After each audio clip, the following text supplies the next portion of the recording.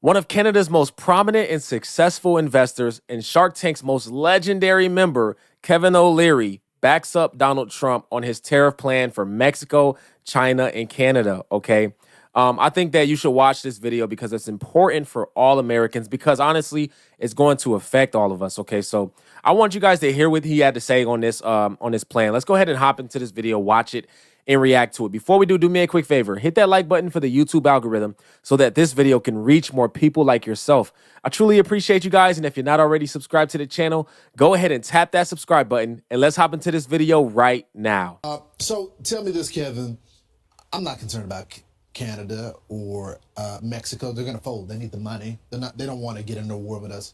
But with China, how does that play out with the U.S. tariff policy? Because it's the threat of the tariff, right? Yeah, China has not played by the rules since they came into WTO in 1999, and most administrations have just let it roll. Most of us who do business there realize it's time to really set the record straight here because they cheat, they steal, they don't protect IP, we can't use their courts. And Xi is getting away with it because he thinks no one will stand up to it. My strategy here and what I would advocate for is to raise the walls so high that it forces him to the table here in Washington for a reciprocal deal, which we desperately need. It's not 25%, it's 400%. You basically threaten to bankrupt his economy. And the only reason Xi gets to be the supreme leader is people are employed. If you threaten the core of his economy by shutting down access to the world's largest economy, people rise up. They rise up, they throw him out. And when he senses that coming, he'll fly to Washington to cut a deal. It's going to take very tough negotiations, but I'm happy to see this is going on. Mexico and Canada, different deal. We have a new trade agreement. The challenge for Mexico has a brand new leader. So you see she's feisty. Okay, so real quick. So pretty much what he's saying is that we have to increase the tax in China by a extremely large number, more than we're going to increase it for Mexico and Canada, simply because their president, he refuses to play by the rules when it comes to trading from countries to countries. And so by us putting this extremely large tax on imports coming from China, that's going to force him to come and sit at our table to negotiate a better deal that's going to be beneficial for Americans and for his country. The article that I'm going to show you guys, it shows that China does a really good job at undercutting American businesses and importing things in lower and cheaper so that we as Americans can use more of their products. And then that leaves American businesses failing and struggling to maintain. Okay. But if we put this large tax on them to import in, less things are going to be imported in, less Americans are going to buy Chinese products because they're going to cost more.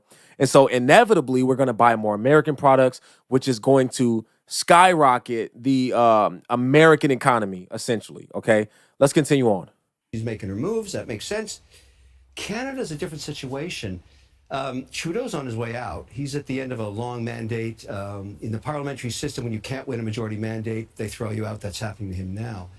The new prime minister, most likely, is Pierre Poilievre. We love him. Well, he's going to be negotiating this deal. So I would advise Trump's team to bring him down to Mar-a-Lago and meet him now, because he's already told the Canadian people what he's going to do. Get rid of carbon taxes, lift the ban on pipelines, be pro-business. That's in sync with Trump's mandate. So I think there's going to be a great relationship in Canada, the U.S. over the next decade. So let's talk about that mandate. You see the country right now. People are so excited right now. You got people coming out of the woodworks. You didn't even know they were Trump supporters. And now I'm seeing MAGA hats in New York City. But there's this overall optimism that we're back. We're going to fight. There's deals being done on the world stage. Are you feeling that in the financial community as well? Not only in large cap companies with CEOs that had to hedge their bets and say they were playing both sides, but 62% of this economy is small businesses in America, 5 to 500, family businesses. They're loving what they see. Less regulation, stabilized taxes, the ability to, now that this uncertainty is over with, make their decisions.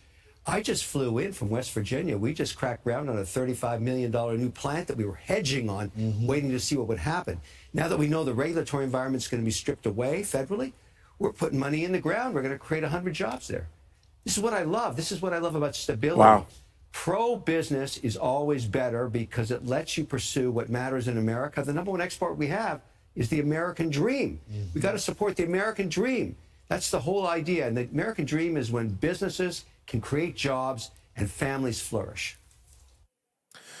That actually is crazy. He's about to make he just said he's planting a $35 million plant to create more jobs in West Virginia. That is insane because West Virginia is one of America's worst economic states, period. I mean, I deliver stuff in West Virginia all the time. And when I tell you it's a bunch of nothing out there, not talking about the people or, the lifestyle, I'm talking about just in general, the jobs and how many abandoned warehouses and abandoned plants are out there, how many pieces of land that's just underdeveloped and trees are growing rapidly, but it just looks crazy, man, in a lot of places in West Virginia. So that actually is going to bring a lot more people to West Virginia because they also have a lower economy, so lower taxes and all that.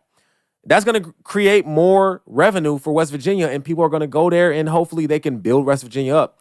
I think I'm just going off a whim saying this. This isn't facts, but I believe a lot of successful businessmen are in alignment with Trump and his policy, simply because, like he said, there's less government control over businesses. There's more emphasis on growing your business as a small business, less taxes on business.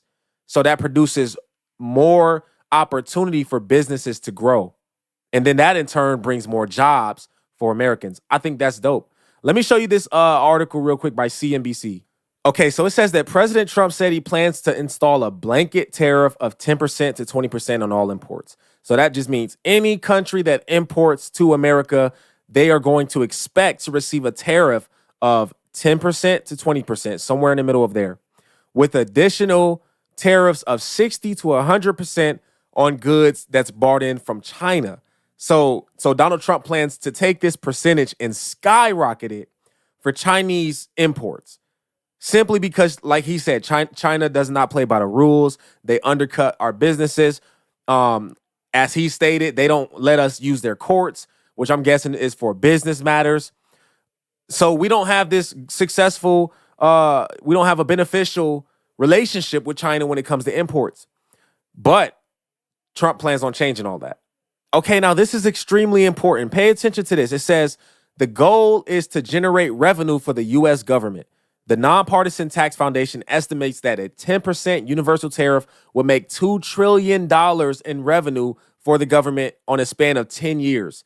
And if that tariff is raised to 20%, it'll be $3.3 trillion that is going to be revenue for the U.S. government. Now, the downside of this is that there's actually going to be more taxes on the consumers, U.S. consumers buying from these countries. So they're estimating that the tax could be between $1,200 a year up to $2,000 or $2,500 a year of extra revenue that we are going to pay out for other countries to import their goods onto U.S. soil.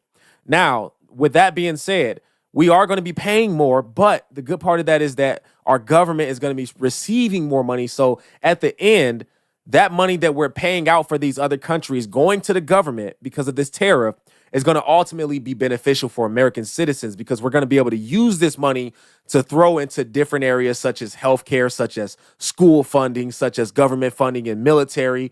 So the goal is not to create the lowest possible payout for American citizens, but the goal is to create this turnaround of American debt so that in the end, we're going to have less payout. In the end, we're not going to be paying as much because our economy is going to grow. An economy does not grow because when we spend money for other countries importing goods in, that doesn't get the economy to grow. The economy grows when we export things out and we charge taxes on other countries to bring things in so that our government gets more money. And then in the end goal is that the American citizens will flourish and bloom because of this, because of our businesses getting more sales from U.S. citizens. Getting more sales from U.S. citizens, and that opportunity makes larger businesses, which in turn creates more jobs for American citizens. Okay, so I think this is really dope. I know a lot of people had pushback on Donald Trump's tariff plan. But I think that if he does this the right way, it's going to be a long-term positive effect, and it's going to be a short-term negative because we're going to be paying out more as U.S. citizens. All right, let me know how you guys feel about this new tariff plan, okay? Do you think that this is going to be successful? Are you fearful of what's to come? I want to know what you guys think. All right, look, if you're new to the channel and you like what you see, I encourage you to hit that subscribe button and hit the post notification bell so you do not miss another video. All right, my name is Aaron Page. I'll catch y'all on the next video. Until next time, I'm out.